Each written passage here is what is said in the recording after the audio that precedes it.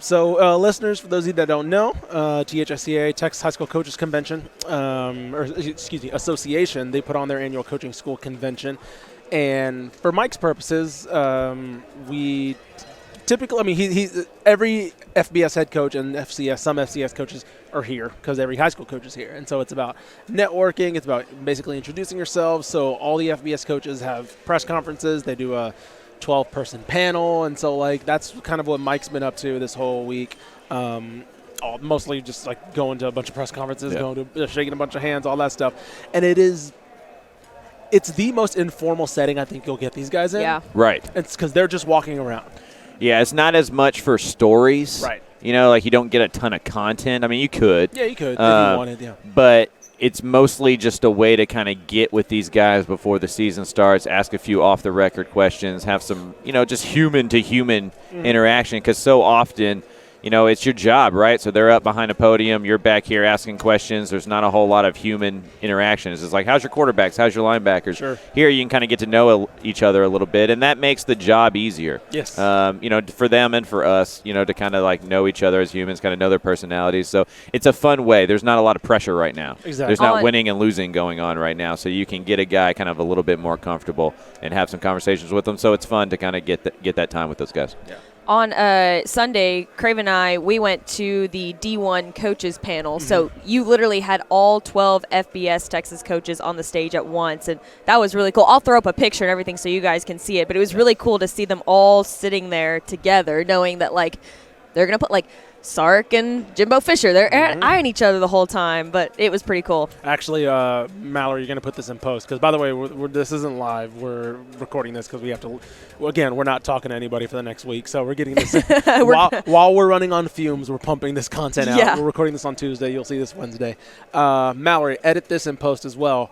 There's a photo of Jimbo Fisher and Steve Sarkisian, which I think was tweeted out by Ari Wasserman. But the best part of that photo is a certain Mike Craven behind them. I can't wait to add this in here. I can't wait to add this. Over the shoulder of Sark, hey, what y'all talking about? What y'all talking football? Well, I walked out of that press conference room, and there's been nobody in there but me and 5 other people the whole time. It's Chris Hummer, Sam Kahn, me, the whole time. And I walk out, I'm like, why are all these cameras here, And it was just it's Sark and Jimbo.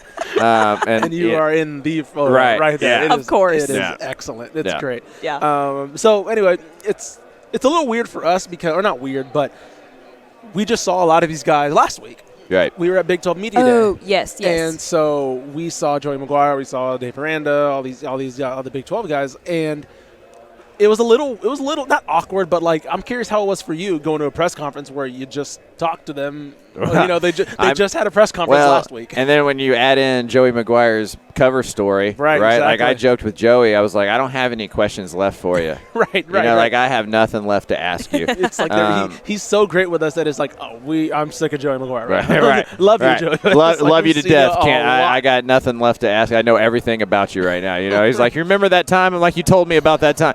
I think the thing that kind of over these last couple of days that interested me is everything's just been about transfer portal NIL. Mm-hmm. And so you can get them talking about that kind of stuff in a way that you can't at a team event because the beat writers need to know about the wide receiver position and who's going to play defensive line and how are you going to prepare for so-and-so team or whatever. But here you can really get their real thoughts in a little bit more relaxed setting about what they think about, name, image, and likeness, what they think about the transfer portal, what they think about the college football playoff. And it, even if you agree or don't agree, it lets you kind of know, not every coach has the same opinion, but 9 to 10 of the 12 do, right? And if there's that much, consensus, it's that's where it's going to go, right? And so I've always kind of been I wonder if the college football playoff is going to grow. I no longer worry, but it is, right? It is, and stuff like that. And so that part was pretty interesting to get them talking about stuff that maybe in front of a room of 30 people with cameras going, they're not as likely to get as open about. Sure. I thought it was super interesting when we went to the D1 coaches panel. They were asking, Craig Way was emceeing the event, and he was asking questions to Sark and Jimbo about the playoff expansion, expanding the playoffs and stuff. Obviously, Bloomgren and Seth Luttrell, they can't answer those questions like that. So we kind of had to switch gears from the playoff expansion topic to bowl topics. Like, hey, do y'all still find value in playing in a bowl game? You know, and they asked Traylor that too, and it was just interesting to see them all up there. And Traylor kind of had a great response to that too. Switch gears. He had a you want to tell it? Yeah, he had a phenomenal. Traylor goes, I bet you anything if you give the winner $2,000 and the loser $1,000, my guys are going to show up. 'Cause the question was like, if that playoff expands. Yeah. The bowl games are already kind of losing their luster, and we're already getting opt-outs. Right, and it's already, like the world's smaller now. Going to, Mobile, Alabama is not really that sexy for I don't know how much it really ever was, but it's definitely not that sexy now, right? And so, the question was, how do you keep bowl games mattering at all if the playoff is at 16? And, Sure. and Traylor's response was incentives.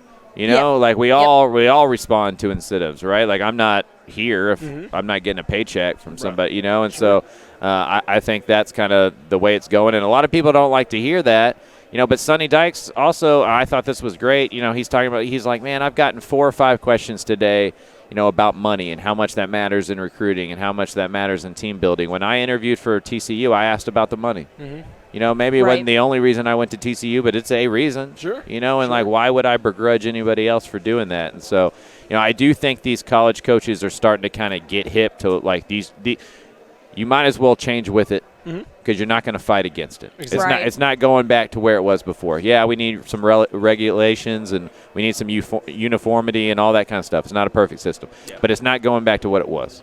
Right? So you either get on it. I think Holgerson said you adapt or die, right? And that's true in everything in life, and it's especially true for college coaches right now.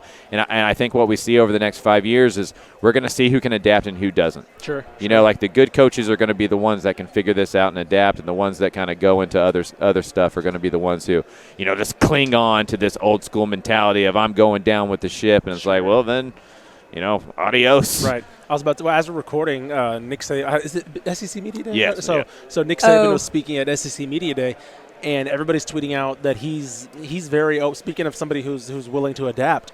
He's openly saying like, oh yeah, my guys made about $3 million. Like he might be the first coach to put like an actual figure to his team's NIL deals, and he said openly like I don't mind, like like I'm for name, image, and likeness. Like I'll throw. Again, he was very open, transparent about that, and he said his only issue was the overall transparency of like things like that. But he said he did not have an issue with it. So to your credit, like again, somebody who's adapting very well, obviously the best coach in the history of the game, but. I agree. They just don't want it to be enticement. Exactly. Right. And if other people are using it as enticement, so are these coaches, right? Yep. But I think they want it to actually be name, image, and likeness. Right. Like Sark pointed to Bijan Robinson. It's like Bijan Robinson has a Lamborghini. Yeah. But Bijan Robinson's a 3.5 GPA guy. He's an all-conference player. He's put up thousands of yards for us. He's played in games. Right. There's nobody in our locker room that's like, oh, man, Bijan's got a Lambo and I don't, or whatever, because they all look at Bijan and go, like, Bijan deserves a Lambo. Exactly. Like Sark sits in a coaching office. Yeah.